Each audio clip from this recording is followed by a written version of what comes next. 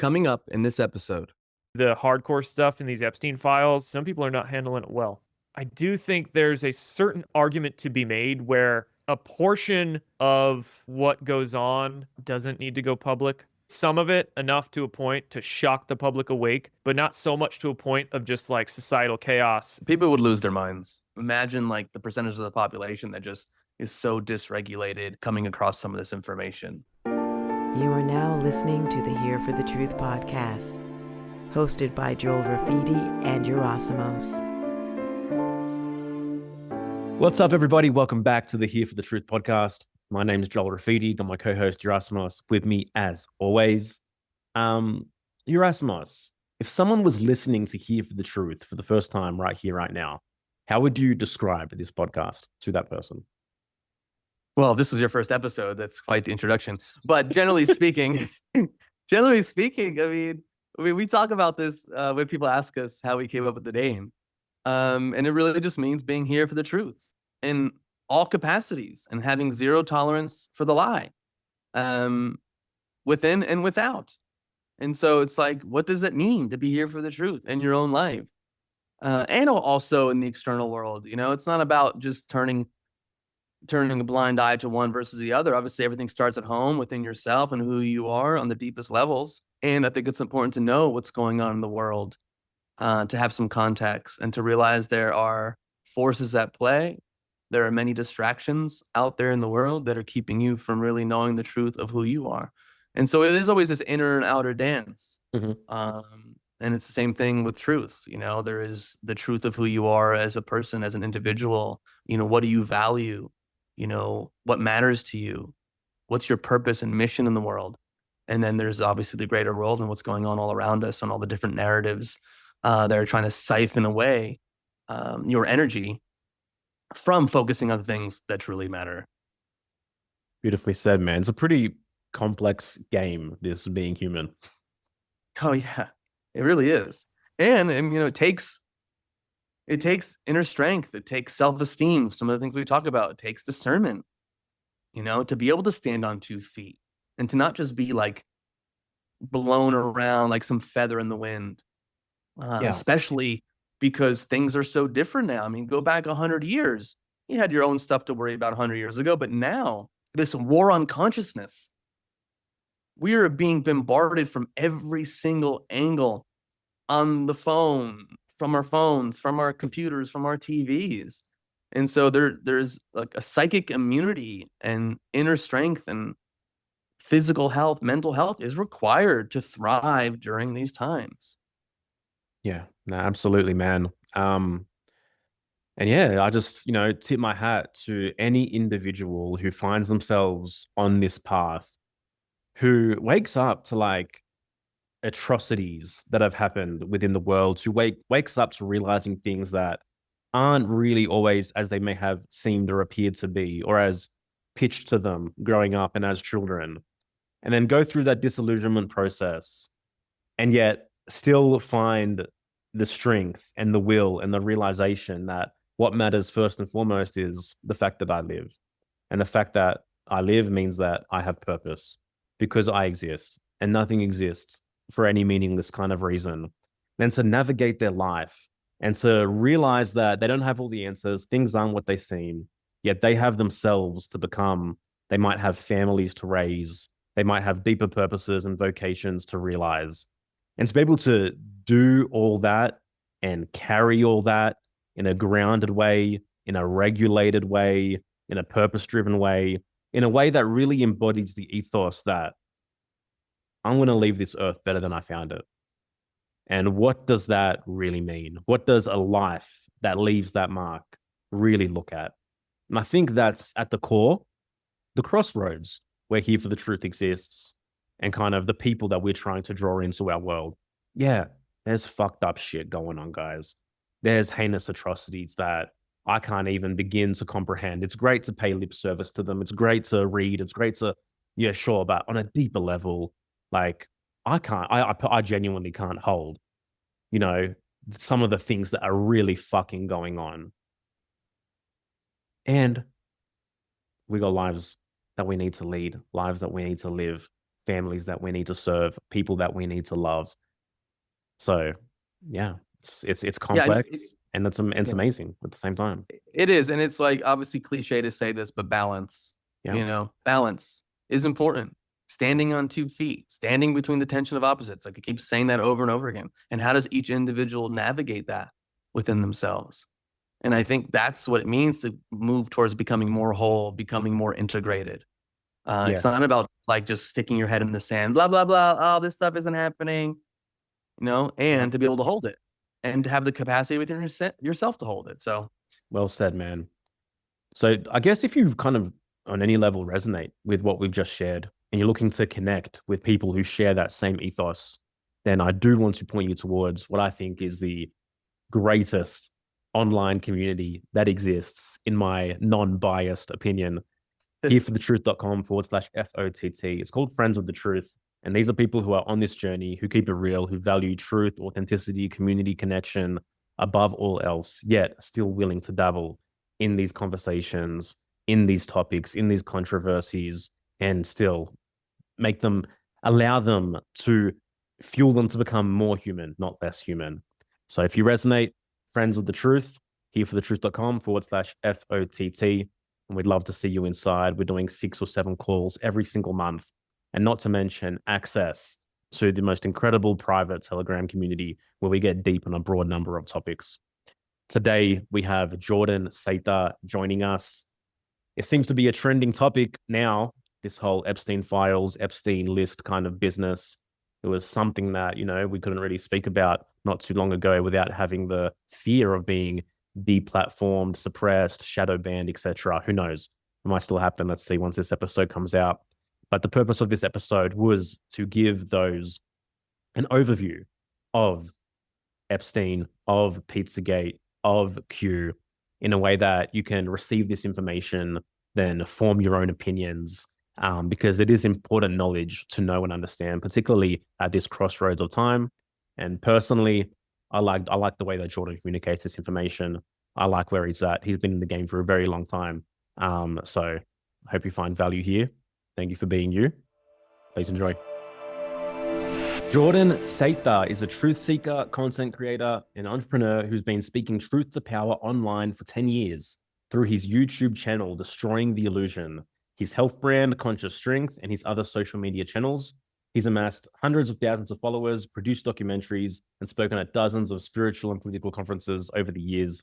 Jordan, welcome to Here for the Truth. Good to see you guys, man. Thank you for having me on. Pleasure, man, for sure. One way we always like to kick off these conversations with first-time guests is we kind of want to explore your personal hero's journey a little bit. So, what are some of the major, catalyzing moments or major rites of passage that you think led to the evolution of the path that you kind of see yourself on today? Like, how did you get to this point? Oh, man, what a good question. And I don't think I've been asked that for a while, so I'm going to have to go through the memory banks here to remember.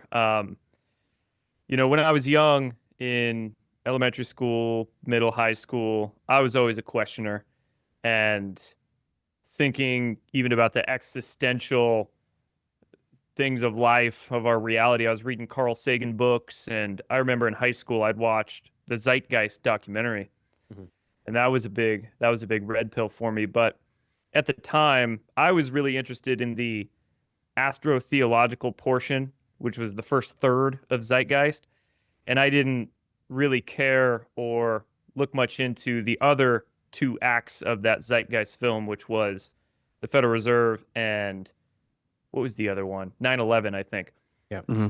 The other portions of Zeitgeist. So I was just interested in the astrotheology and the religious talk of it.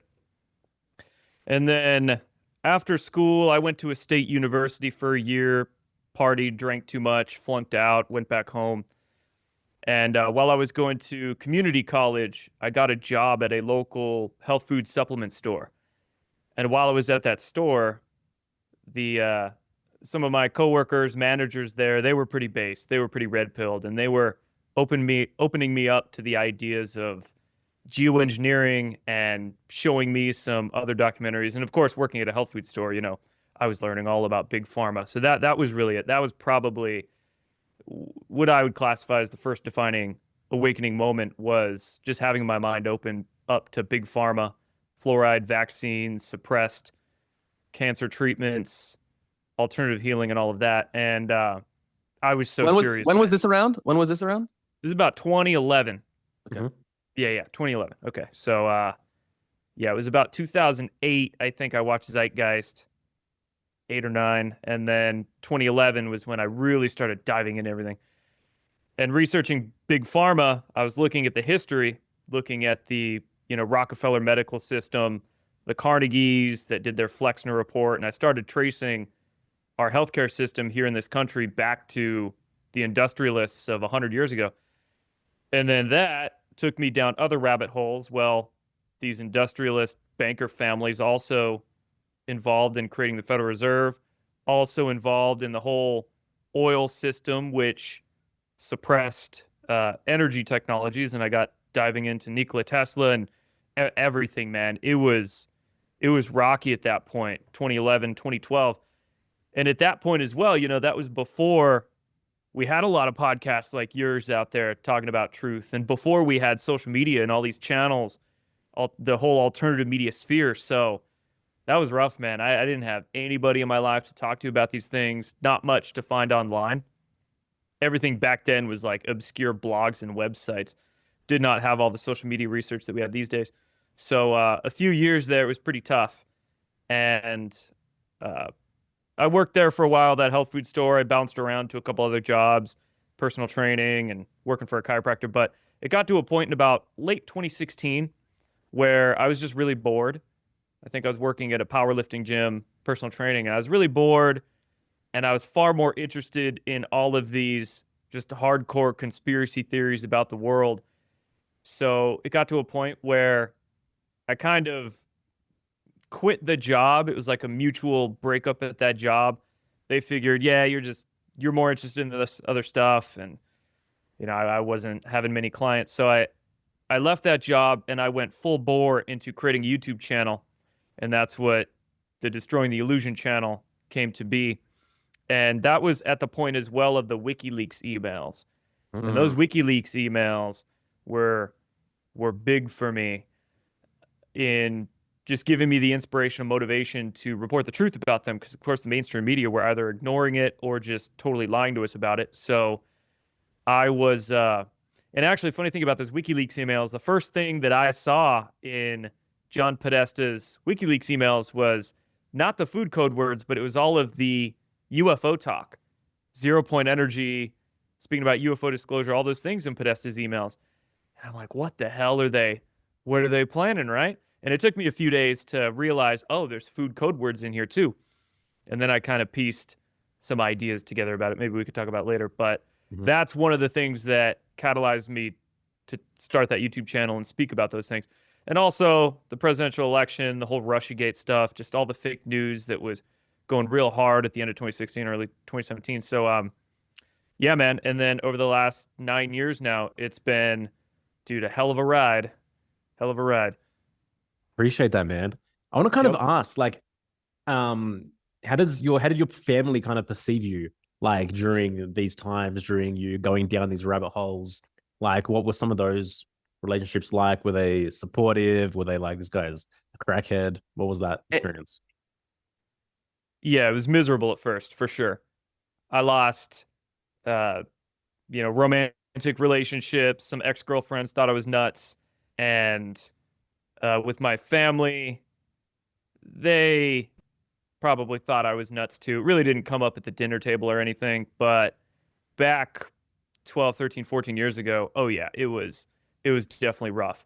But over the last probably 5 to 6 years, especially since COVID, right? COVID was a big red pill for a lot of people, but yeah, I've had a lot of people come back around, either apologize to me or those that didn't criticize me, they just kind of stayed quiet.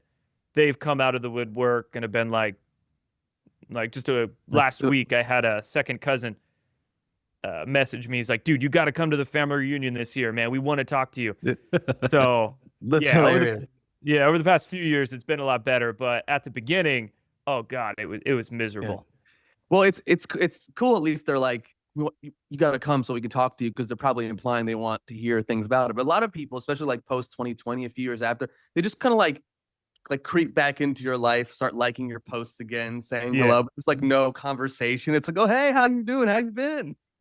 They try to act like they didn't think you were crazy all those years, but you're like, yeah, you Yeah. did. I know. Yeah, you Yeah. did. Did you find that like your personal evolution, like in the beginning, because I can only think back to my own journey. In the beginning, you're like, everyone needs to know these things. I need to have these conversations. I need to tell people.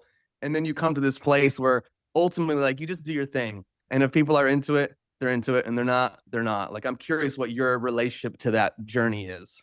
Yes, dude, that exact thing. I remember the first few years, I was so, I was only 20, 21, 22, so I was young, dumb, and full of cum, as they say. And I was just so excited. You got to learn this, right? You're trying to force it down people's throat. And as you grow up and mature, realize that, you can lead a horse to water, but you can't make him drink it. Yeah. Granted, you can try to persuade the horse that they're thirsty and they need to dunk their head in that water, but you still can't force them. So you become more diplomatic and tactful in your approach, in your persuasions, and you understand that you can try to plant seeds, but it's up to them to, I guess, garden those seeds and have them bear fruit. And it could take time. It could take years even. So, like you said, just do your thing, right? Yeah. Just do your thing, and then hopefully those seeds that you plant will bear fruit someday. But at the same time, we, as the people trying to plant those seeds, have to detach from that, because in some people, it might never happen. And you can't have the expectation. You can't be emotionally tied to their journey. You can help. You can be, you can have faith in them, hope for them, but you have to sort of be detached from it, because who knows? It's their journey. Yeah. I've heard from a number of people that, I think including Bernard also, that like you are like one of the most like banned people on the internet. Like you've had YouTube channels taken down, people have posted episodes with you on Spotify, and those episodes like go missing, etc. Like is that true? Like what's your experience with that? Oh, dude, do I have my list here of all the platforms? It's been at least 25, 30 of them by now, but I don't know if we have time to go down the list. The first one was, well, the first political one was YouTube in 2018. They took my channel down twice, and I fought to get it back and got it back twice. So it's weird story about how that happened, but so I had the channel banned twice, got it back twice, and then of course COVID was terrible. So did you said you guys lost your channel too around then? Yeah. YouTube. Yeah. YouTube, we lost TikTok. I mean, we had massive suppression on Instagram as well during those years, which seems to be better now, but we all got that. Oh yeah, I love Instagram now. Yeah. Instagram's awesome now, but it was not back then. So the day the Hunter Biden laptop story dropped, October 15th, 2020, was the day that YouTube nuked hundreds of channels. Wow. Hundreds of channels. Pretty much everybody talking about Q or Pizzagate or Epstein, like the hardcore stuff, but a lot of other channels got roped into that. And it was that same week, about 3 weeks before the 2020 election, right around Hunter Biden laptop story, where I lost Facebook, Twitter, Instagram, all of it.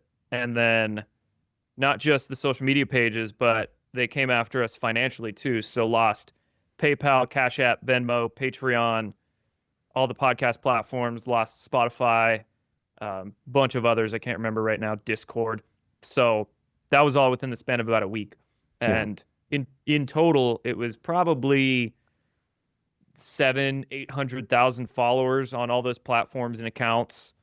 Had about 100,000 on Facebook, 100,000 on Instagram, like 250 on YouTube. So that was rough. That was incredibly difficult. And I kept going. I migrated to the alternative platforms, went over to Rumble for videos, went over to Telegram for text message posting.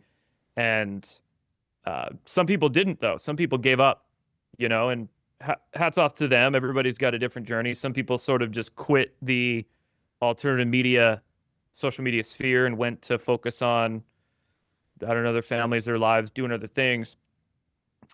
But some of us did migrate, keep going. And it was a struggle there during the, sort of the height of COVID or the Biden years, 2021, 22. I think it was 23 where Elon bought Twitter. So I was able to get Twitter back.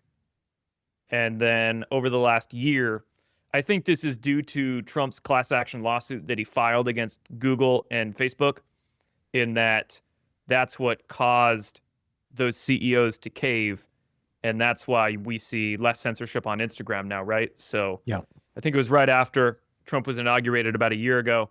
Mark Zuckerberg went to the White House, and it was right after that he announced that, oh, we're going to stop censoring so much on Facebook and Instagram. And then, we all got our YouTube channels back about 6 months ago, back in October 2025. So I think it was that class action lawsuit that forced them to bend the knee and stop banning us so much. It's so funny. Zuckerberg all of a sudden now, post that period, has like a fresh haircut, like wearing gold chains, is UFC fighter, is super based somehow. Like, all right, buddy. Totally trying to rebrand himself. Yeah. Cool, man. Well, you mentioned some key topics we definitely want to explore and get an overview of here, being Q, Pizzagate, Epstein, 3 words, which we probably couldn't have said at all, 3 years ago, yet now such, mainstream topics being spoken about on multiple platforms in big ways. I want to pass it to you. What's the best way to kind of start piecing this story together? Is it with Q first? Oh, God, it depends. I would think with let's start with Pizzagate. So if anybody is completely unfamiliar, I would suggest a documentary called Out of Shadows, produced by Mike Smith and Liz Crokin. And you can find that on Rumble, BitChute. I don't know if that's on YouTube. You can find it on Twitter, X, or whatever you want to call that these days. But that documentary does a great job piecing together the Podesta emails and some of the very dark things. And it kind of ties into what we're learning about with Epstein as well. With Epstein, Ben Swann has always done great investigative journalism. I mean, Ben Swann did a great report on Pizzagate in 2017, right after Podesta's emails came out. And Ben Swann was, at the time, he was working at a local CBS station in the Atlanta area, I believe. And somehow he was able to get a quick 10-minute segment about Podesta's emails and the food code words and the symbolism of Comet Ping Pong, like basic Pizzagate things, but really pushing the envelope for the mainstream normie audience. And Ben Swann was able to get this 10-minute segment aired on a local CBS station. And it was a great segment. And then he got shit canned for it and fired from his job. He went dark from the internet for 2-3 years. But he popped back up, and he's got his own independent Truth in Media organization, he calls it now. So he's been doing great. Now that we're getting Epstein back in the news, he's been doing great investigations on not just Pizzagate, but Epstein as well. So I would say those 2 information nodes, Out of Shadows documentary, and then Ben Swann's reporting for Pizzagate and Epstein. Q's kind of different. Q's, there's no like official resource other than going directly to Q's posts themselves to read about it, which you can read Q's posts on websites such as qalerts.app, or there's a couple other one, qag.news, I believe, but I usually go to qalerts, that URL. So you can read Q's posts there, but it's very difficult to kind of understand some of them, especially for somebody unfamiliar with anything going and reading Q's posts, because Q's posts were from October 2017 to December 2020. And a lot of them are kind of specific to the events that were happening at that time. And, just kind of for people completely unfamiliar with Q, basically what we've ascertained it to be is some kind of information dissemination program that was being ran by some kind of military intel or white hat insiders around Trump during his first administration. Similar to how the deep state has shadow advisors, like puppet presidents, Clinton, Obama, Bush. They have shadow advisors, shadow government behind them. I always think the same thing of Trump, right? He probably has shadow advisors. Now, this is, going with the assumption that Trump is a good guy trying to do a good thing and not a deep state or New World Order puppet. But I've always kind of likened it to, well, Trump's probably got some shadow advisors around him. It's not him making all the decisions.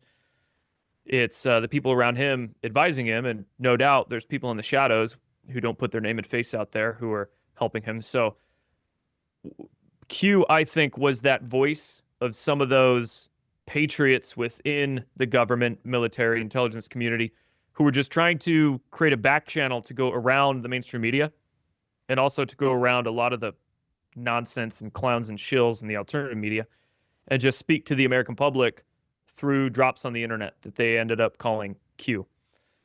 And this does a few strategic things. Number one, helps wake the public up. So you can put information, questions, ideas into those posts that the whole world sees. So the public will research certain things. Like, for instance, the first time in Q's post they ever mentioned Epstein was in 2017, November 2017. So, and they were talking about pedo-Satanism and his temple being a cult and other things in 2017. So those of us following Q's posts, we're opened up to these ideas well before many people are now here in 2026. So that was, 8.5 years ago. And I was the first person on the internet to make videos about Q in October 2017. Oh. So that's one reason my channel blew up so fast there. And the end of that year was I was like the only person sort of reading or decoding, assessing these posts. I won't go too long here. I'll finish up quick. But yeah, basically does a few strategic things, helps wake the public up. Also, they can put disinformation into those posts because, of course, the bad guys are going to be reading them too. So that's why it's kind of tough to just read through the drops and assess them, because some of them might be sort of disinformation purposely put in there, counterintelligence, to throw any deep stater person off or what have you. And then it just became the post sort of evolved over the years, kind of became more of a community building, sort of cheerleading movement, or the post became more of like inspirational and motivational once people started figuring out what was going on, and they became sort of very popular in 2020 or so. But yeah, as far as we know, there's been no posts since December 2020. So it's pretty interesting to see in recent years, you have Trump on Truth Social still posting memes with Q symbolism and related phrases on them. It's as if he's still sort of hat tipping the movement or the idea after all these years. And also, one last thing to speak on about this, in that you often have the mainstream media, when they want to attack Q, either the mainstream media or useful idiots or ignorant people or shills in the alternative media, what they'll often do is use the QAnon straw man, and they'll attach totally fake ideas that have nothing to do with Q's posts.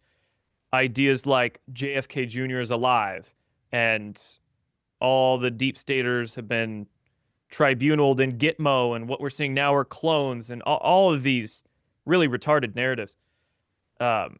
Because what we've had over the years is a lot of clickbait clowns and probably knowing shills injected into the Q movement to spread those ideas. JFK Jr. is alive, tribunals are going on, Biden's a clone, actors, all this stuff. And that was a very purposeful psyop done to poison the well and create this straw man that the mainstream media and alt media can attack. And then people out there with no understanding of what's going on, they then falsely associate these things with Q's posts. Meanwhile, in Q's posts, they specifically told us, no, the Earth's not flat. No, JFK Jr. is not alive. No, it's very, when you actually read Q's posts, it's very down to earth. It's not this wacky conspiracy clickbait, as I've been calling it, about the JFK Jr. stuff and all that. So to totally, it's very important to clarify the straw man that's been set up that people think is Q, not Q at all. So two very different things. Yeah. Well, hey Jordan, what are your thoughts in regards to like why they stopped in 2020? That's when the election was lost, wasn't it? Yeah, I think they knew that the 2020 election was going to be rigged to a point to where Trump was going to lose it, air quotes for anybody listening with audio. I think they knew that, yeah, the 2020 election was just going to be so rigged and so messed up that they were going to have to sort of stop the operation at that point for during the Biden years. Although I will say, I think before Trump left office in 2021, I do think there was some continuity of government plans put in place at a classified level. You could call them, some people call them presidential emergency action documents, PEADs. I do think there were certain things Trump signed to sort of decentralize some powers away from the White House. So when Joe Biden was in office for those years, there was only so much they could do.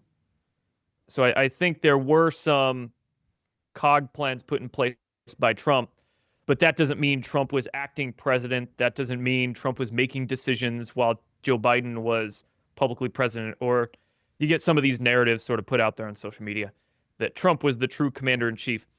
I don't think that was the case. I think that there were just some COG plans put in place before Trump left in 2021 to not let everything go to shit while Joe Biden and his cronies were in the White House. And then come 2024, in that election, it was going to be unriggable. Like, there's going to be so many people that were just sick of Joe Biden, not wanting Kamala in there, woken up by COVID and all the woke stuff and whatever else was going on a few years ago, that they weren't going to be able to rig 2024 enough. And we had a few election security laws passed in some of these states as well. So there were some things done. But now we have Trump back in office, and who knows? Who knows if they'll ever post as Q again? I go back and forth with the idea that we'll ever get Q's posts again.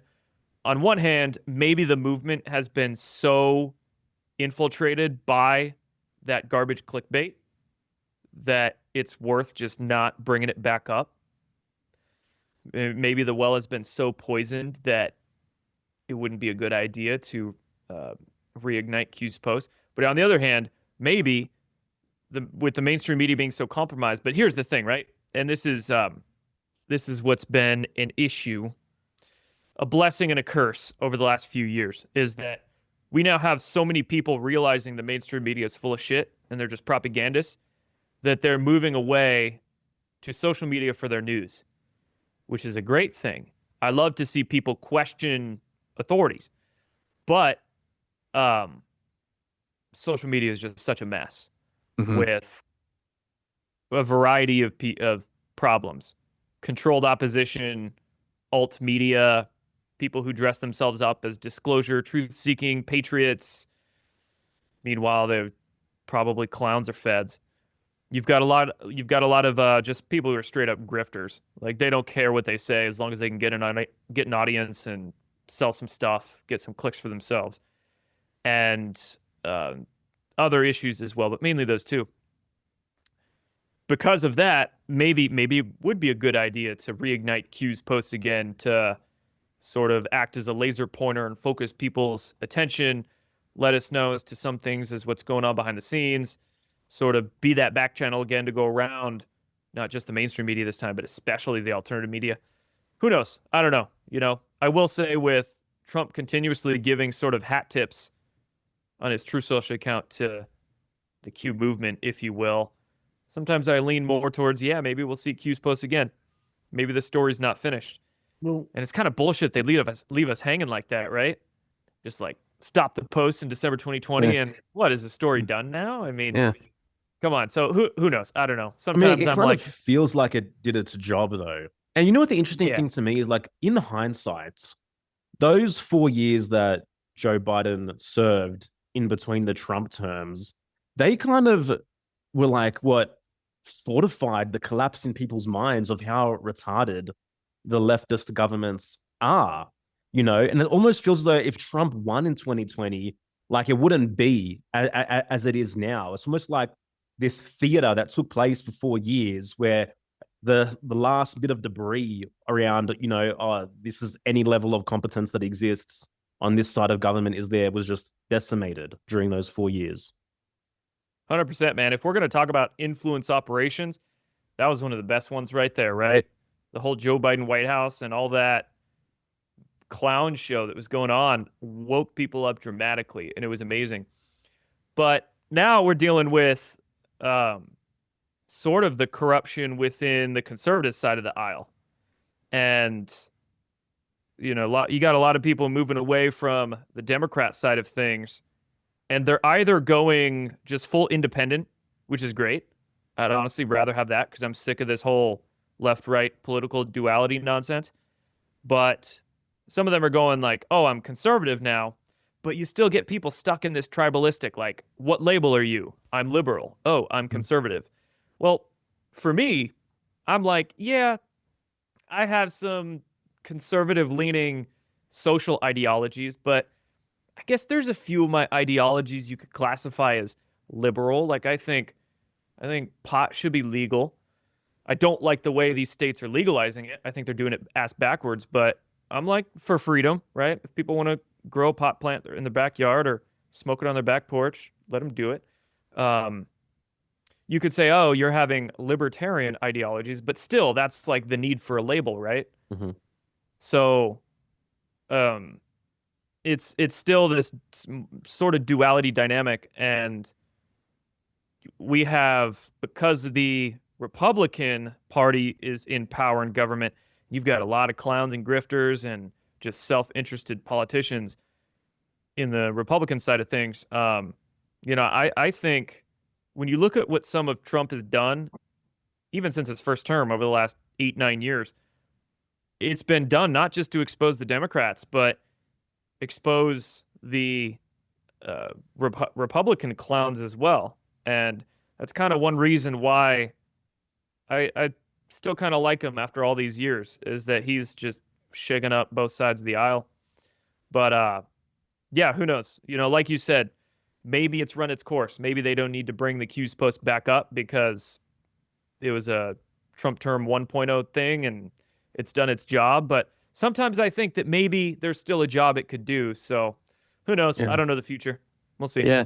Hey, Jordan, was there any time during this whole process where you questioned the Q thing in terms of like, fuck, things aren't happening as I thought they would happen or expected them to happen? And did you kind of go back on things that you originally believed or speculated? I'm curious, your journey with all this knowledge and information.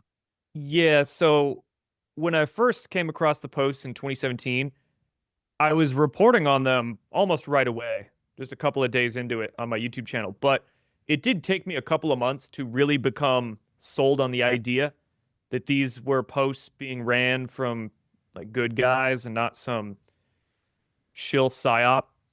Because even before that, we had supposed insiders posting on 4chan and websites like there was one called, what did she go by? FBI's Meganon, I think she called herself, and that was a few months before Q. And you've had a couple other supposed government insiders take to these websites over the years to supposedly leak information or intel as to what's going on behind the scenes. So it was a hard sell for me at first, but what sold me on the Q's posts is just the vast nature of how many different things they were posting on. Federal Reserve, questions about 9/11, even talking about secret space programs in a few posts, and just, it was so vast. We had never seen posts by a supposed insider be really that vast before, and also be framed in the Socratic questioning sort of way that Q's posts were framed, and also all the proofs that kept coming in. So Q would post something, and that exact phrase Trump would make a tweet about just a few minutes later, and this would happen over and over and over again to a point of like mathematical impossibility. Wasn't let there us one know. time where someone was like, if this is really Trump in the White House, then get Trump to say this word during a speech. Yeah. And then like Yeah. there's the most random word, and then he said it. It was the word tippy top. Tippy top, that's right. And yeah, that was at the beginning of 2018. So it was in like March that I think an Anon on 8chan at that point, where Q was posting, an Anon in the boards asked, have Trump say the phrase tippy top. And then a few weeks later, it was during the Easter ceremony at the White House. Trump was giving a quick speech at the microphone with the Easter bunny right next to him. And it was so weird, just kind of tippy top, he brings up like mid-sentence. Yeah, we're in tippy top shape or something like that. Yeah, we're in tip top shape. Some would say tippy top shape. And that was a big one. And there was a lot of other ones that were big ones too, right? Like the first couple of weeks, Q was posting about Saudi Arabia a bunch. And then a week later, you had that Saudi Arabian corruption purge in November 2017 with like hundreds of princes arrested in Saudi Arabia and big happenings over there, like huge happenings. And that was a big thing. Like, okay, whoever's posting as Q has some kind of inside information, knows what's going on. So, yeah, wasn't there also like because Q is the number 17 in the alphabet. Wasn't there like one, you know how like one of these major sports, like the champions like a crown and they go to the White House. Didn't he have his jersey be in number 17 instead of 45 at that time or something like that? Yep, that was another one in 2018. Because usually presidents, when they invite national championship sports teams to the White House, they'll always put the number of their presidency on the jersey. Yeah. So Obama 44, Bush 43, and there was two teams. I can't remember what teams they were, but this happened twice that I know of, that they put a 17 on Trump's jersey when the championship team got invited to the White House. So it was just, it might sound ridiculous when you see one of them, but when you see them, that kind of thing, that kind of code over and over and over again, and when you also understand that you're dealing with the intelligence community here, and they have to, it's like how they work. They make things subtle but obvious if you know what you're looking for. So yeah, I mean the proofs just kept coming in that let us know that Q was legit. But kind of back to your point, in that, did I ever question it, right? That no, I questioned my interpretation of the drops. I didn't question the Q's posts or that they were doing it for the good of the people. I questioned just my own interpretation of them because I was only like 26 or 27 when the posts first started getting made. And I was still very young. I didn't understand all that much of government happenings and the justice system and the military world. But I think a lot of us got caught up on our own hopium. Mm-hmm. Like we were smoking our own supply, getting caught up on our own expectations, thinking that mass arrests were going to come during Trump's first term, thinking that we were going to see, Hillary Clinton in an orange jumpsuit in Gitmo in 2019. None of that was ever found in Q's post. That was ourselves, right? So I would say no, not me questioning Q, just questioning my own understanding of it over the years, and that has definitely evolved since then. Yeah. Because I kind of started following Q, I'd say around 2020. Around 2020. Yeah. And then I remember there was like a level of demoralization when he lost the election, because there was a lot of the posting of we're in control, et cetera, et cetera. Then when the election was lost, there was a brief window where there was like a demoralization kind of experience. I kind of remember, like, what the fuck happened? What the fuck? I just still remember the part where it was like, he's not really the president, Biden. That's a film set, and it's really Trump behind the scenes. Hey, that's why I wanted to speak real quick on that straw man thing, because you bring up a really kind of important time frame. It even hit me for a few weeks there. I was like, what the hell's going on?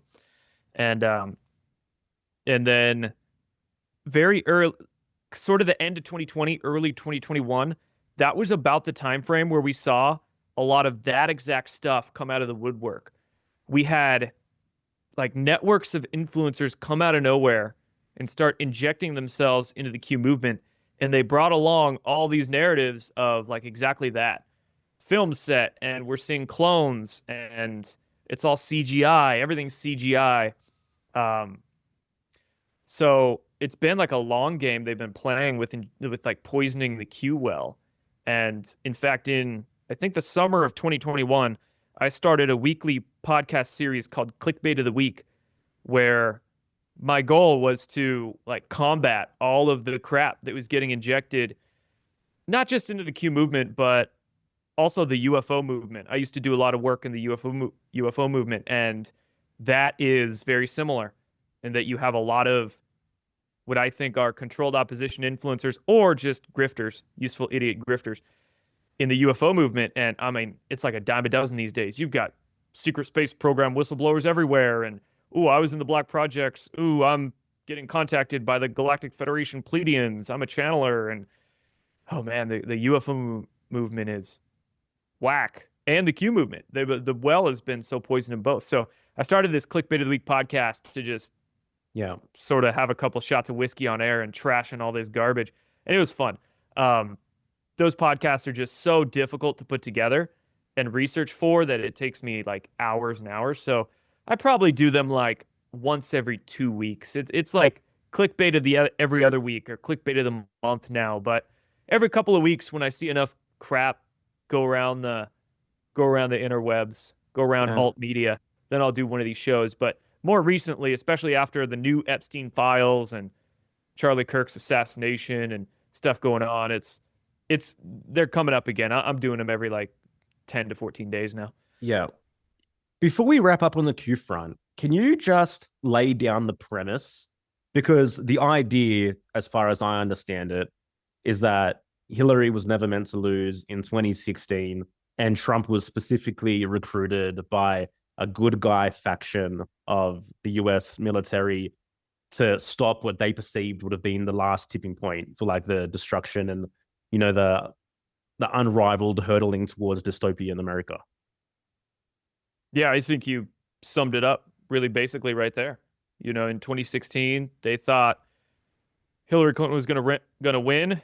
I think they were fully expecting her to win that election. And I was too, man. I think back to 2016, I was like checked out of politics. I thought, and that's kind of one thing that sold me on Trump and Q's posts. In 2016, I was checked out of everything. I thought Trump was an Illuminati puppet just as much as I thought Hillary Clinton was an Illuminati puppet. So I didn't vote at all in 2016, and I was checked out. But I remember waking up and seeing the news and seeing Trump won. And that kind of shocked me. I was fully expecting Hillary Clinton to win too. And then after Trump won, then all the Russiagate collusion stuff, like the media, all the media complex just started going full Russia. And then this was also a few weeks after the WikiLeaks Podesta emails came out. And I saw some clip of Trump saying, I love WikiLeaks and all that. So I was like, oh shit, maybe there really are white hats in the government. And this was an idea I became privy to back in like 2012, white hats in the government. I kind of forgot about it for a little while, but it sort of came back to me at the end of 2016. Maybe there is a faction of good guys in trying to do the right thing, and they somehow got Trump in there. Trump is just the public face for them. And then ever since, it's been sort of a shadow civil war going on between factions in the government. And then Q's post was basically just a way that they were sort of talking to us. That's it. I always thought it was interesting watching interviews from like, I don't know, let's say 30 years ago, 20 years ago of Trump. And multiple times it would bring up the question if he thought he would run for president. And his answers were always interesting to me. So I feel like that's where, you know, I would be a little bit more open-minded around the Q stuff. Because I have to be honest, like I was into it for a bit, then I was like, fuck this shit. I'm gonna go live my life and do my thing. Like I'm not getting involved. And to be honest, I wasn't like just studying each freaking Q drop. That just wasn't my thing. But it's interesting to see how things have unfolded now and where we are now. Well, yeah, no, it's way better off that you did that, man. Like I was studying each drop, but that was like my channel, right? It's kind of what I was known for. Yeah. But some people get so into it, and that's another problem these days, is people who just go way too far with their decoding. It's not even decoding, it's just mental gymnastics with red stringer decodes. And I wonder how much time they waste in their life and how much weight they're gaining and what their blood pressure is at, because they don't move from their computer chair. And I don't even know if they have relationships in their life or whatever, they spend like so much time obsessing over Q. And oh, dude, it gets bad. Like some of these Q podcast decoders on Rumble, and I guess now they're on YouTube these days, and some of these accounts on X, it's like, oh man, it's actually the Q-tard stuff. There are a certain subsect of Q-tards out there, and I would probably classify that in that. But yeah, no, I totally don't blame you, man. I totally don't blame you. I want to ask this question, just going into the Epstein thing, because I figure maybe we'll explore this more. Like, what's your thought on the handling of the Epstein thing from this administration, from like the beginning to things now? Like, how do you view it? Like, was there a plan in terms of how they first came out? Like, I mean, there was all those influencers and people on like the White House front lawn talking about it. Then everyone's talking about that it's a hoax. Like, it was just like odd to me, unless there's some greater plan to get to us. I might be smoking some hopium here, and if I am, I'm okay with that. But to me, smoking the hopium can sometimes be better than the doomium. I do think there's some ongoing investigations happening, and backtracking. I just always think of this: you've got a huge fight on social media over the last 6 months over the Epstein thing, but I trace it back. Right, we wouldn't even be talking about Epstein right now if Hillary Clinton won in 2016. Epstein never would have been arrested if Trump didn't get into office in 2017. Epstein, Ghislaine, they never would have been arrested. We wouldn't be having all this drama take place on social media right now if those things didn't happen between 2017 and 2020, right? So, and it also doesn't make sense to me that they would go through all those investigations, the arrests. They arrested Jean-Luc Brunel as well, which was Epstein and Ghislaine's procureur who ran MC2 modeling management. So I see a lot of talk on social media. I bring that up because I see a lot of talk on social media of people saying there's been 0 arrests and 0 investigations. Not necessarily true. There has been one of Epstein's co-conspirators arrested. Jean-Luc Brunel, he was arrested in 2021 in France, and he actually committed suicide in prison in France as well, which a lot of people don't know. And then we also had the NXIVM sex cult busted in 2018, I think it was, during Trump's first term. And the NXIVM sex cult was another one of those sort of blackmail, creepy cult rings that had some Hollywood people associated with. And you can directly connect that NXIVM sex cult to the Epstein network through the Bronfman family. The Bronfman is a rich billionaire family who owns the Seagram's company. Yeah. And what whiskey does Seagram's make? I think they own a few whiskeys and distilleries and stuff. But anyway, billion-dollar company. And the Bronfmans are connected to the Rothschilds, which are connected to the Epsteins. It's the same network, basically, the NXIVM and the Epstein arrest. So there's been more takedowns than people realize. What I think is that a lot of these influencers just want a celebrity arrested, like Bill Gates or Hillary Clinton, so they can brag to their family. They don't realize that the wheels of justice turn very slow. Just ask any rank and file cop. When they're investigating a street level drug dealer, those investigations can take a year or 2 just to do the surveillance and get enough evidence to be able to get a street level drug dealer. So if we're talking about investigations of this grandeur, it could take years. And at that time, also, if you think as well, the amount of time that Trump's actually been president since Epstein was arrested is only about 2.5 years, because Biden was in office for those 4. Then you also have COVID to take into account, which shut a lot of stuff down for all of 2020. So it really has not been much time, if we are supposing there are ongoing investigations, for any federal investigators to investigate the Epstein network. Also, we could suppose and theorize that maybe some of these investigations are being ran out of military intelligence groups, not the DOJ, which would explain why sometimes the FBI and the DOJ says, we don't have much, or we don't know what's going on or something. And it also explains why Trump's trying to play stupid and get people to stop talking about Epstein. Like, yeah, let's move on, right? Ha ha ha ha. Pam Bondi's sitting there like, let's move on and think about other things. It would also explain some of the redactions in the Epstein files as well. So to me, supposing that there are ongoing investigations that we will see more arrests in the Epstein network, it makes sense to me. Of course, I could be wrong, but I'm going to reserve judgment until the end of Trump's term. If we get to like end of 2027, 2028, and nothing's happened, then I'll start to black pill and doom out. And I'll be like, F this. But at this point, I'm fine being patient, reserving judgment. And I also understand that, what about the 60,000 children that were human trafficked and rescued by Trump's administration in 2025? Rescued by the Department of Homeland Security, right? During the Biden years, there were a couple 100,000 kids smuggled into this country and ended up in labor slavery or who knows what other kind of slavery. And DHS arrested 60,000 of those. So it's like you've got people on the internet who are so focused just on the celebrities where they don't see all the other stuff, all the other positives that are going on. And in terms of the big release the files push we're seeing right now, I think it's a net positive because, of course, people are reading these files and they're waking up to a lot of hardcore shit about our world that these elites were involved in. But when you follow the money and you look at the names involved in the last 9 months of release the files being pushed by politicians and influencers, celebrities, all that crap, right? Do you guys remember the Epstein survivor press conference that Massey and Ro Khanna and MTG held on the steps of the Capitol back in September? I don't remember it, no.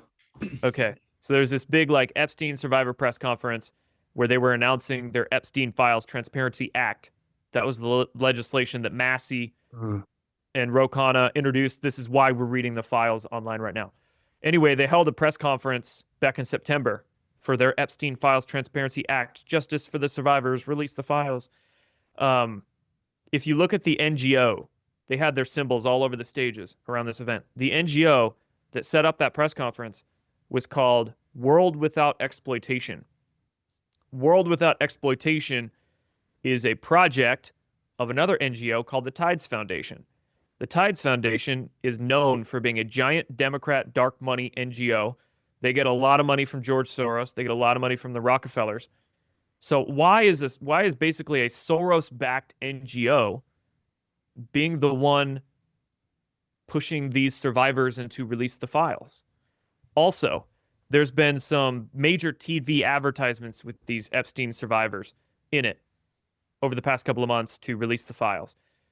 It was LinkedIn founder Reid Hoffman that's been paying for these advertisements. One of the advertisements ran during the Super Bowl, and they've been running during sports games, mainly football games. Why? And Reid Hoffman went to Epstein's Island. Why is Reid Hoffman, Epstein Island visitor, paying for TV advertisements to release the files with these select few survivors in them? So there's a lot of just questionable money. Also, Alex Soros gives money to Ro Khanna, and Ro Khanna introduced the bill for the Epstein Files Transparency Act. So there's just a lot of questionable names, questionable money trails. I wonder if these there's 6 of them or 10 of them, these TV survivors, as I've been calling them, the ones that were behind Pam Bondi that all raised their hand during her hearing. Yeah, we haven't been talked to by the DOJ. She's ignoring us. I would bet polymarket money that these survivors are not actually survivors. They might have even been involved with Epstein as co-conspirators, and now they're setting themselves up now to look like victims and all of that, right? Mm-hmm. Why was actual Epstein survivor Virginia Giuffre, why did she commit suicide in April last year? She was in Australia when she committed suicide too, and she was only 44 years old, something like that. So kind of like right before COVID, how the inventor of the PCR test, Kary Mullis, he died just a few months before COVID. And Kary Mullis, who invented the freaking PCR test, told the world, this is not a good tool to diagnose anything because you can find whatever you want. If you crank up the amount of times you run the PCR test high enough, it'll find whatever you want it to find. Give you false positives all over. Why did Kary Mullis die right before COVID? Mm-hmm. Why did Virginia Giuffre die right before this big release the files push? Commit suicide? So it's sketchy, man. It's really sketchy, this big push to release the files. But anyway, I do think ultimately it's a net positive anyway, regardless of the political ops and the psyops they're running with release the files. I think their ultimate goal with the release the file psyops is to paint Trump as being a pedophile protector. You're seeing that everywhere right now. Mm-hmm. And then if there are any ongoing investigations, taint the jury pool and obstruct those ongoing investigations. They're trying to force the Trump administration to put out these files that they're probably not ready to put out. That's why it took them a few weeks to redact things and put them together and all that. A few months. They're probably trying to get the Trump admin to force their hand too soon to obstruct investigations and taint jury pools, which would explain why we have like Epstein Island visitor Reid Hoffman pushing this release the files crap.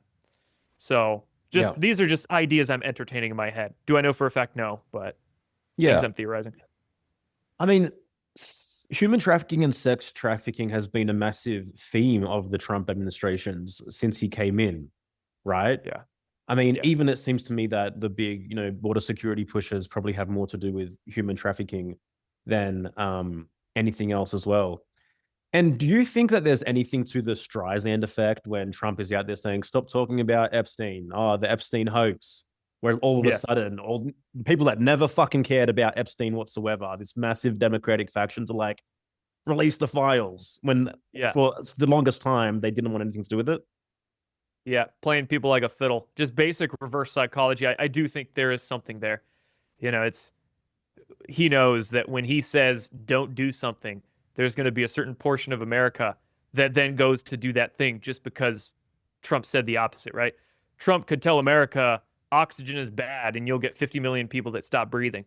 So, or he'll say oxygen is good and 50 million people stop breathing. So I do think there is something there in that. Could be one reason why he's like, it's a hoax. Don't look at it. Ha ha ha. And now you've got even Reddit, dude. It's crazy. Reddit, which is like the biggest leftist gross cesspool of propagandists on the internet. Even Reddit is talking about the Epstein files and combing through, looking at Bill Gates and Bill Clinton and all these names. Of course, a part of that is them blaming Trump and claiming Trump went to the island, which he never did. But they're still like bringing Bill Clinton to that mix and people they never would have talked about before. So I do think there's something there. I keep seeing people railing on the fact that like Trump's been in the list so many times, and then like that's where they're just coming from with their arguments, and like Of course he was, man. Dude, Trump back in the 80s was an informant that helped take down the mafia in Atlantic City. He's been working with good guys in the FBI for 40 years. He helped take the mafia down, probably in New York as well. So he has been like a white hat spy for a long, long time. And if we theorize that he was an informant or a white hat spy, and we have good evidence to suggest this from lawyers in Florida, back in Epstein's first case back in 2009, you got one lawyer on camera who said, Trump was the only one that picked up the phone and he told us anything we wanted to know, right? So there's good evidence to suggest that Trump was an informant and hanging out with Epstein to purely gather information on these guys. And of course he would be in the files, for sure. But and the other thing is, like, in what context is he being spoken about in the files, right? Is the context of, Trump's on our side, haha, Trump, come, play with this kid. Like, it's not. It's talking about Trump as a threat most of the time, as far as I can tell. Yeah, and a lot of these files I'm seeing social media influencers just really do bad reporting on. They are greatly miscontextualizing what the files actually say. So, for instance, there's mentions in Epstein's files of like Biden dying in 2019 and being a clone, and the tribunals are taking place in 2021, and a quantum financial system is about to get activated. And the thing is that you'd have a lot of random shit just end up in inboxes that the FBI picked up in their data swiping. So just because a thing is said in the files does not mean that thing is true. And it looked like Epstein had people sending him just random ass newsletters that were about wacky conspiracy stuff sometimes too. Like maybe Epstein was just keeping track of the conspiracy stuff that was being said on the internet. But yeah, just because things are said in the files, one, doesn't make them true. B, you really have to look at the context, like you were saying, like who's emailing who and what exactly is being said. Like what does the statement Trump is in the files even mean? Like it means his name was mentioned. Like, okay, great. In what context? You know, Trump is in the files. What context? And the fucking useful idiots like, oh yeah, Trump was in the files, just repeating it. Totally. Do you think like even like the Elon spat was like a play, you know, like the big Elon feud, then Elon goes on X, Trump is in the files. Like, do you think this was a kind of play again to like rally the Democrats to push for the files? Every time Trump's beefing with somebody, I try to look at the context of it and figure that maybe it's a fake beef. With the Elon one, that was at a point. Yeah, I do think there's some legitimacy to that one being fake because at that point, Elon was going so hard with Doge that his businesses were kind of suffering a bit. So I wonder if that was kind of a fake fight to get Elon, looking anti-Trump and get him kind of on a better side with maybe some of his shareholders or his businesses so he could go focus on those things for a while.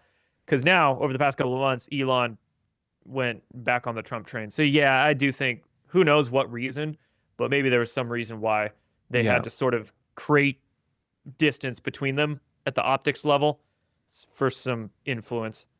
So according to the best of your research, like who was behind Epstein? You know, like you have lots of people saying, oh, Mossad, you have others making other claims, like based on who's fueling the Epstein Gate thing, according to you? He's a Russian asset. Russian asset, yeah. Say that one more time. Sorry. Who's fueling Epstein? Who's behind Epstein? Like who was behind this network? Really? Like two intelligence agencies, CIA and Mossad. So I think those were probably some of the main interests as well, but you could have had others involved in it. But yeah, those two intel agencies, CIA and Mossad. And what was the main purpose of Epstein? Blackmail network. You know, they wanted to compromise political individuals, anybody of high influence. So whether it was a scientist, a politician, a celebrity, they wanted to get them in compromising situations, get a video on them, and then be able to blackmail them and leverage that person basically for their whole lives with this video. And I think these rings, there's probably a few of them. Epstein seemed to target more of the financial and political world. You know, he was based out of New York and had ties to the Clinton White House and maybe political and financial. But it appears that Diddy might have been running one ring that was in the music industry. Mm-hmm. And there are theories that Jay-Z might be involved in that as well. So there's probably a few in the music industry. I think that the Playboy Mansion used to be one until Hugh Hefner died or was taken out or whatever happened to Hugh Hefner in, was it 2017? I think Hef died. So I think the Playboy Mansion used to be another honeypot trap. And NXIVM sex cult was probably another small one. So there's these rings out there that target certain areas of influence over society, whether it's celebrities, music, Hollywood, financial sector, business. And we've seen a few of them taken down over the past 10 years. There's probably still a few more out there, but it's very tough to investigate these things, depending on how stupid or smart they are. I think Trump started with Epstein and took down that network first because Epstein is just retarded, man. Like, if you read the way you read some of these emails and watch his videos, he is not a smart guy. And I think that one was probably just the easiest to first take down. And we might see a few more taken down over the years. But also, I mean, you look at the public's reaction to the hardcore stuff in these Epstein files, like elites being involved in loving torture and child maybe ritual human sacrifice and the child trafficking. It's some people are not handling it well. So I do think there's a certain argument to be made where a portion of what goes on in these elite circles doesn't need to go public. Like I think you release some of it enough to a point to shock the public awake and get them demanding change and implement that change, but not so much to a point of just like societal chaos and putting people into psychiatric wards and everything. So people would lose their minds. Yeah, they'd lose their minds. I mean, even like somewhat healthy people are just like, what the fuck? So you imagine like the percentage of the population that just is so dysregulated, not in a good place, like coming across some of this information. Yeah. It wouldn't be a good thing.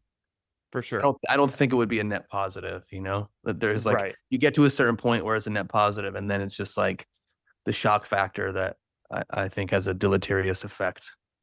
And I'm sure you'll get some people that disagree with that, like, oh, we deserve the truth, 100% truth and transparency.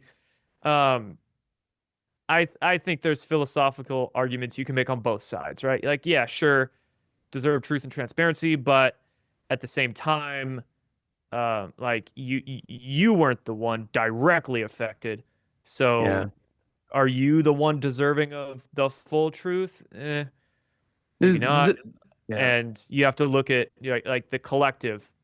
You have to look at the health of the collective. Like, put out enough to where going forward we can stop this, put the people in jail we need to put in jail, maybe at least cut deals with other ones to get them out of the public sphere, but not really so much to a point where, because that's another thing with these Epstein files right now, is that you're seeing some of the public turn into that lynch mob effect.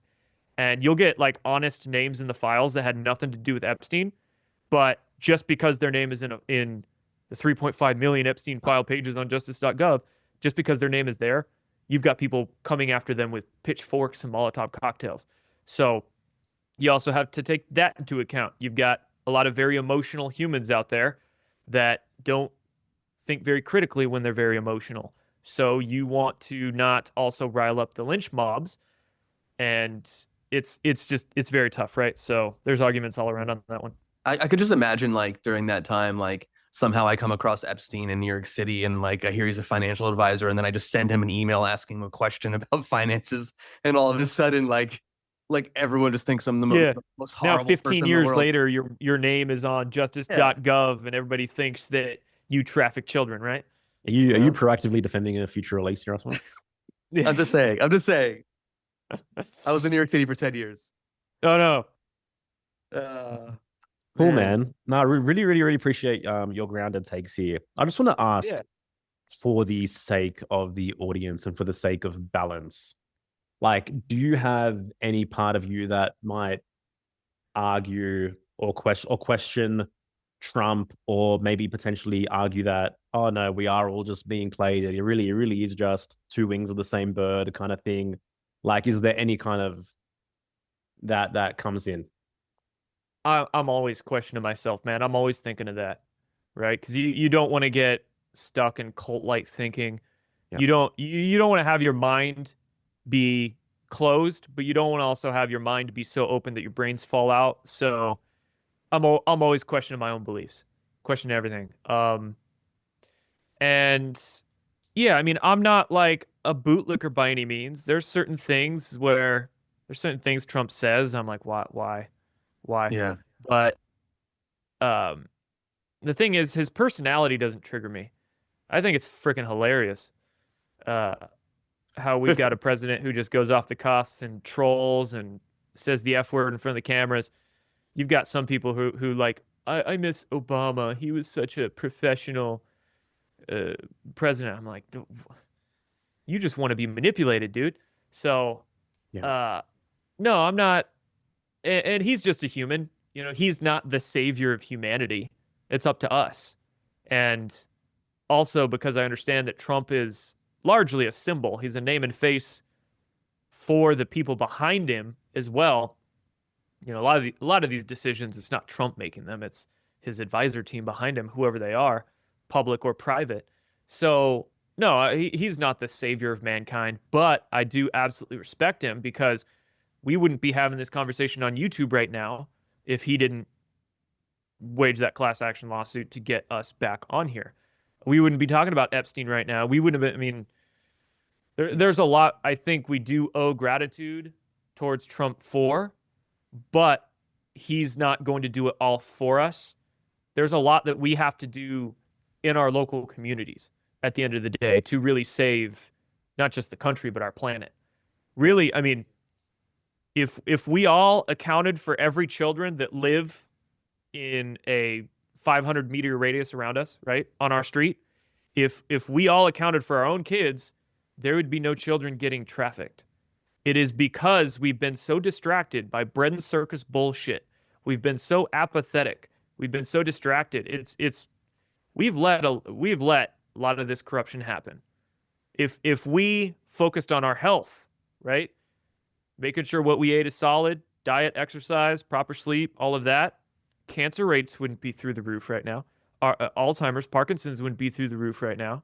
If we just focused on what's in our direct control with our home, our family, and our street, then making sure there's no toxic pesticides sprayed, food's good, everything's going solid in our community, children are taught well and accounted for, no Somalian frauds going on, and the business is down the road.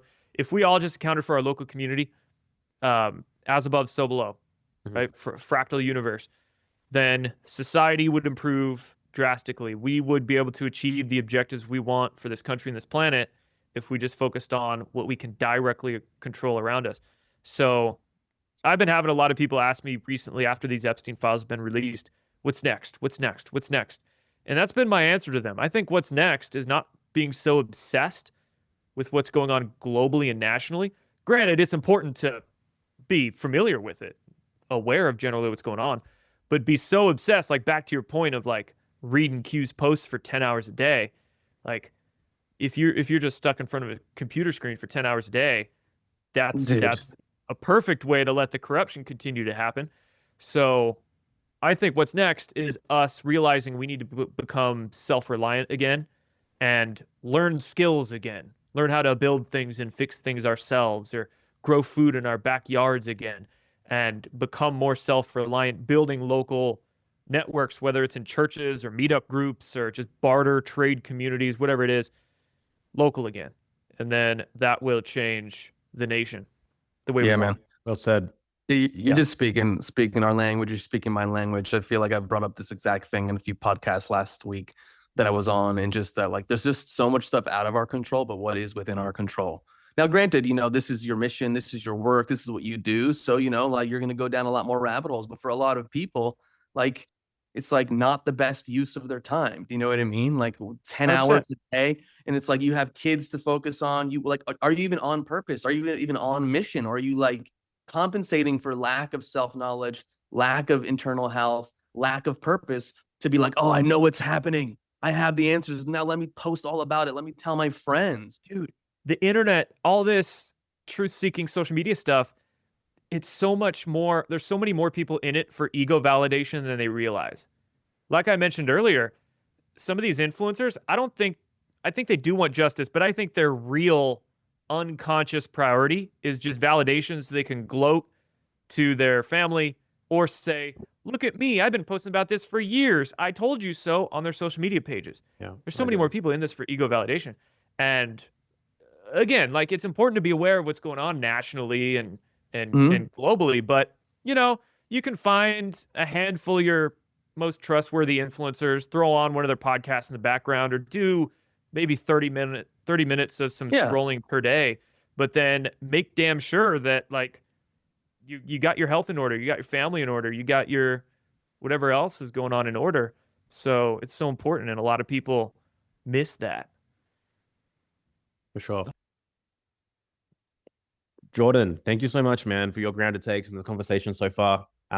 Just really appreciating where your head's at. And I mean, it goes to show for me, like, just the experience of the length of the journey. Like, you go through these different phases and you come to these deeper realizations about what's really important at the end of it all, for sure.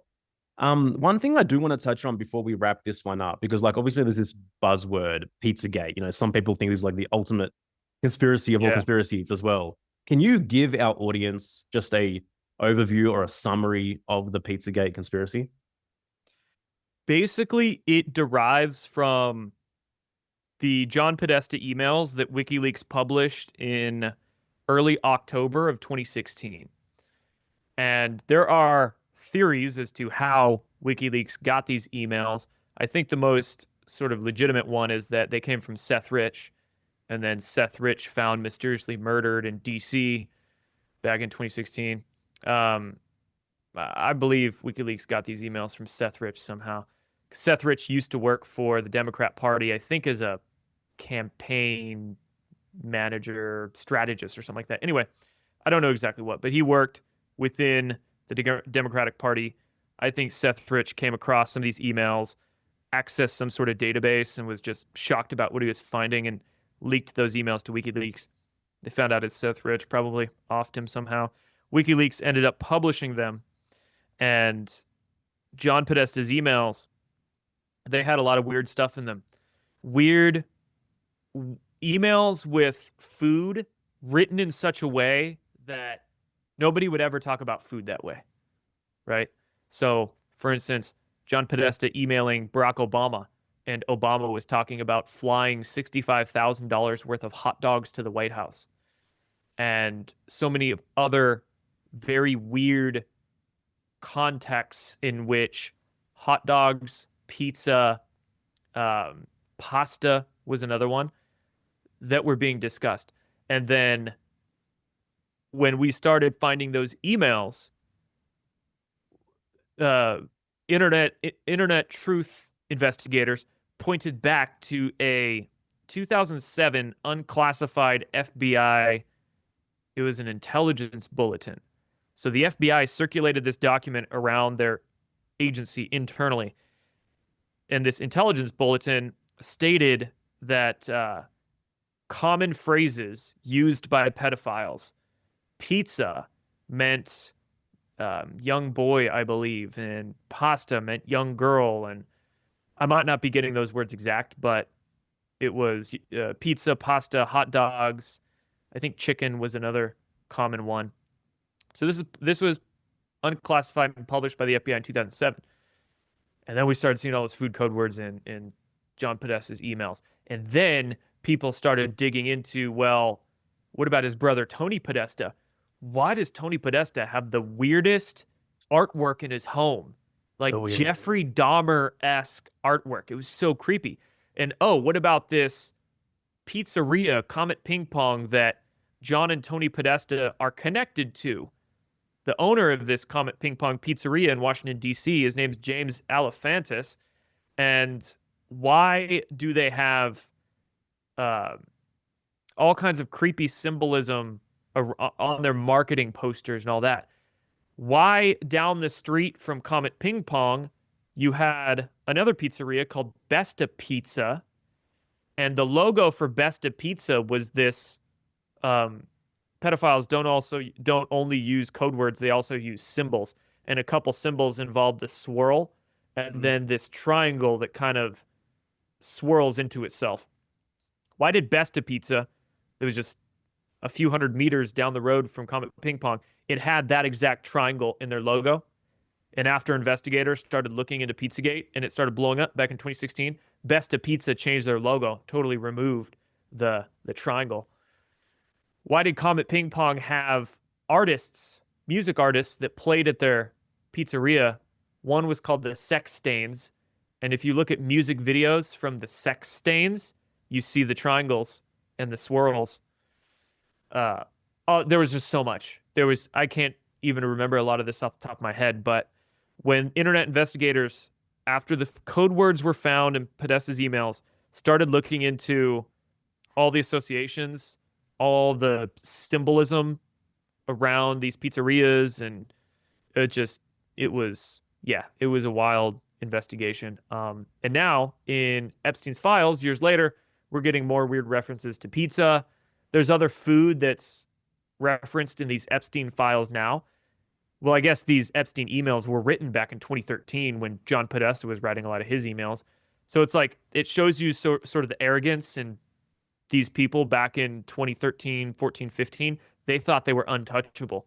So they were writing all these emails, whether it was Epstein in his emails or John Podesta in his emails 10, 15 years ago. They were so arrogant they thought they were untouchable. But we're learning through the Epstein files now other food code words like shrimp. Shrimp is another one written in such weird contexts by Epstein. Ice cream is another one. I won't go too deep down that rabbit hole right now, but yeah, there's some weird stuff around ice cream and Epstein and some ice cream connections between Joe Biden and Jeffrey Epstein and Epstein's bankroller Les Wexner. But basically, it just looks like through these weird food code words and the symbolism associated with these folks that they may allegedly be pedophiles. So that's kind of the basics around Pizzagate and how Pizzagate somewhat connects to Epstein as well. And then, of course, who was John Podesta working for? The Clinton White House, the Obama White House. Who is Epstein really close to in a friendly manner? The Clinton White House. So it's weird, man. Friggin' Definitely weird. So Definitely glad weird. I don't live in DC and never got into politics, man. Yeah, man. It is weird. It's you know, but you But talk it about is- earlier, the net positive, and you know, even just me going on Facebook and seeing some of the comment threads, what people are saying, people that would identify as like, you know, hardcore liberals or leftists. And I'm seeing in the comments, well, maybe we owe conspiracy theorists an apology, you know, because they're realizing like some of this Pizzagate stuff, like maybe this shit was legit. I mean, even just what was it, Bill Maher, like a couple weeks ago, like was Apologizing. he was talking about it, you know. He's like, maybe I don't agree with everything with the QAnon people, but I think we maybe owe them an apology for the at least the like this satanic ritual abuse stuff. So Yeah, it's just totally. interesting. It's like I just sit there and I'm kind of like try to detach a little bit and just observe and go, what we're witnessing right now, it's weird and it's interesting, and we'll see how it unfolds. What do you Totally. think is like the psychological mechanism that leads to this like fucking disgusting obsession with children via these people that come into positions of power? People who are traumatized end up developing, I think, a screwed up psyche where they end up traumatizing others. It's just seems to be this revolving door of psychopathy where it's this obsession over money and power, like a pathology of psychopathy.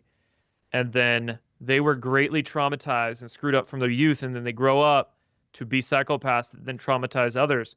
And it becomes this revolving door in these particular families or these elitist networks. And I think just the environment that these people grow up in, it's such a haughty, arrogant, self-interested, psychopathic community that it just continuously creates itself from the way they grow up, the way they're taught, then they teach or traumatize their kids, and it's just this revolving door of yeah, sociopathy and psychopathy. And I think that's what ultimately humanity's at war against. It's not a war against the left. It's not a war against, kind of is a war against like the New World Order, but ultimately it's a war against like these deep internal shadows, the narcissism and psychopathic behavior. Because that, I mean, this type of psychopathy can present itself not just in the elites, but in everyday Yeah, people it's that we encounter everyday too. person. Yeah, man. Yeah, and the everyday person. You can meet psychopaths or just raging malignant narcissists all the time. So I think ultimately that's what humanity, that's what each of us is at a war against, is this kind of psychopathic behavior. And what we need to deal with that, our weapons in that fight, number one is humility. Number two is truth and transparency, but also honor in that regard as well. And then, yeah, just it's that I think that's the deepest fight. And all of this really hardcore stuff coming out right now, whether it's Epstein or Pizzagate or whatever, it's also teaching us some very important spiritual lessons in that you can't turn a blind eye to this stuff. That is some spiritual bypassing I see in quite a bit of the new agey movement, is that they don't Mhm. want to talk about it. They say, "Oh, it's negative. I don't want to focus on that or talk about it." But that's exactly what they want you to say. Because Yeah. by not talking about it, not focusing on it, then that's what keeps it in the dark corner and allows it to spread. So we do need to focus on it. Of course, not to a point where it causes, like, as we were talking about a minute ago, causes us all to go crazy. But it does need to be discussed and dealt with so we can get rid of it. And I think this is humanity's kind of going through its own detox right now. It's just a spiritual detox. And much like physical detox, where it gets more uncomfortable before it gets better, I think that's what's happening right now with humanity spiritually, in that things are getting very uncomfortable, but that is a good thing. That's a necessary thing, because that's how we deal with it and that's how we get rid of it. So I do Yeah. definitely think there's light at the end of the tunnel. It's just right now that roller coaster is going through its most intense phase. Appreciate it, man. Appreciate your Yeah. time. Appreciate your takes.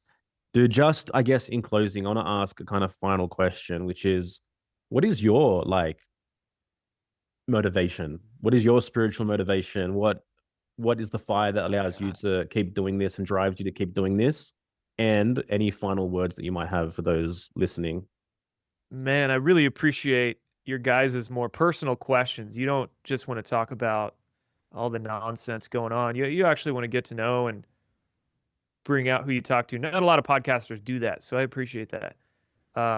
My motivations are, I guess, I hate seeing people be messed with mentally. And I hate seeing people make bad choices and screw themselves over. So I guess those are my two motivations. Number one, I want to, I try to wake people up to their own shadow, which is why some people on the internet don't like me. And I get a lot of hate and heat from people because maybe it's because I'm a freaking Scorpio. I don't know. But I Sort wake of people up to their own shadows and I make them uncomfortable. But I try to get them to realize, like, your own problems are your fault, dude. Like, oh, you're sick, you're overweight, whether it's your physical body or all the mental problems going on in your life, like, you chose that crazy chick to go on a date with. You can't complain. But so not only getting people to wake up to how their own choices are affecting their lives, the cause and effect that they're putting on themselves, but also how they are being manipulated by outside forces, whether it is the mainstream media, whether it is influencers on social media, or whether it is people in their lives, they're just not realizing who that are manipulating them. Um, those are my motivations, I suppose. People, getting people to wake up to how they are lying to themselves, and get people to wake up to how they are being lied to by authorities, whether those authorities are governments, media, scientific institutions, or authorities that we're perceiving on social media, influencers. So, in final thoughts, man, I think I've given a lot of them. Hmm. We're going through quite a spiritual detox. We're facing a lot of things in society right now that we need to face, but we can't run away from it. I do see light at the end of the tunnel, and at the end of the day, a lot of this comes down to what we do, what we choose to do with our time, building local communities, doing our direct lives. What can we directly control? Because it's just up to us to reject the poison, literally and figuratively, right? Stop buying. Like, we are enabling their slave systems, continuing to buy their crap food, continuing to buy their crap products. So it's going to take, it's going to take a little bit of discomfort. Like, oh, I'm gonna stop buying the cheap Chinese crap made with lead. I'm gonna choose to buy what Granny is making down the street. It might cost me an extra 50 cents or $1, but I will, deal with some of that discomfort in the short term, because ultimately that leads us to a more prosper place in the long term.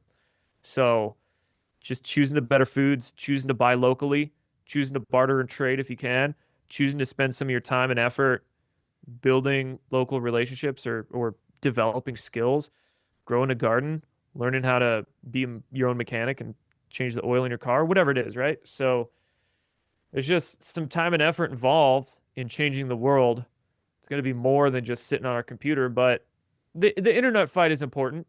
You Mhm. know, the internet fight is important, but there's so much more we can do than just that. Yeah. So I hope people, start looking at themselves to figure out what they need to change to get the world to change. That's what I want. Yeah. Cool. Thank Jordan, you, man. Were you born Yeah. in November 1990? Yeah. Two of us, man. Two of us. Nice. All Dude, good. Jordan, man, thanks for being here for the truth, bro. Internally, externally, appreciate you. How can you guide people to support you and all your work?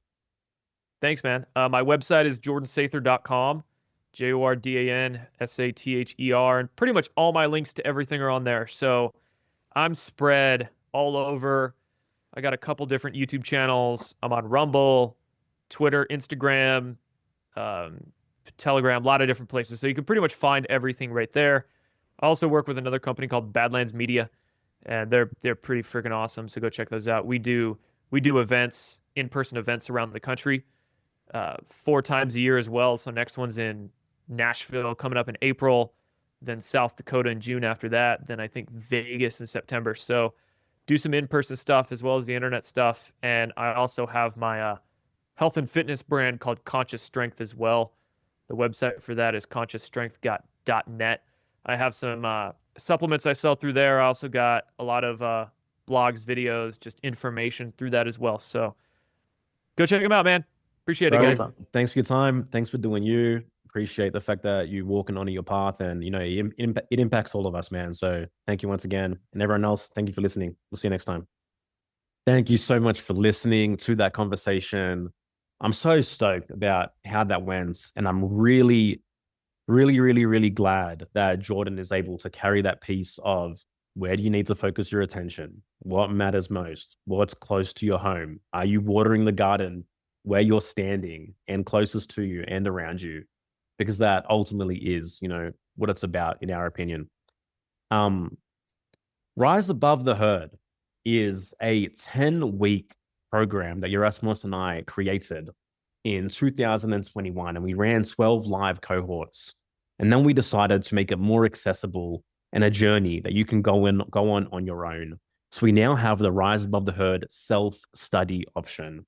And this is the program to decondition from all the bullshit conditioning that you've received in your life that is acting as a barrier that's preventing you from having vitality, from having full flow life force, and from really being connected to your mission, to your purpose, and who you were uniquely born to become. A recent graduate, I'm not going to give his full name because he just left his testimonial as D.